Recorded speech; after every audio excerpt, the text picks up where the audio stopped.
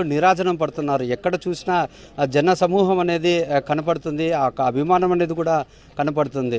ఏ విధంగా చూడొచ్చంటారు? ఇప్పుడు మీరే చెప్తా ఉన్నారు, అభిమానం అనేది కట్టలు తెంచుకుపోయింది. దాని గురించి ఎవరు ఎన్ని ఆటంకాలు ఎదురేసినా ఏమీ కాదు.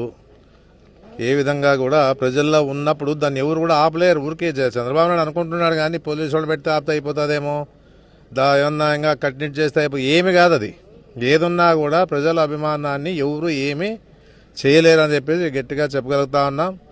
నెక్స్ట్ ఇప్పుడు ఆయన ఏ మీటింగ్కి రాలే, వచ్చేది పరామర్శించేది వచ్చేదానికి ఇంతమంది వచ్చి స్వచ్ఛందంగా మమ్మల్ని ఇంకా వెహికల్స్ పంపించండి అని చెప్పేసి అడిగే పరిస్థితుల్లో ఇప్పుడు ఉన్నారంటే ఎంత అభిమానం ఉంటే అడుగుతాడు జగన్ మీద అనేది కూడా ఇప్పుడు అర్థమవుతా ఉంది. అంటే ఈ యొక్క పోలీస్ ఆంక్షలు ఈ యొక్క అభిమానాన్ని ఆపగలిగిందా? ఆపలేదు, ఆపగలిగే పరిస్థితే లేదు. ఏదన్నా కూడా ఎమీనూరులో చూసినాము.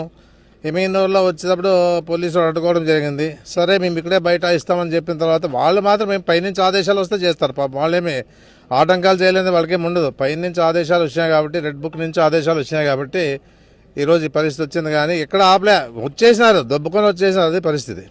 ఏమంటారు? ఇంత ఇటువంటి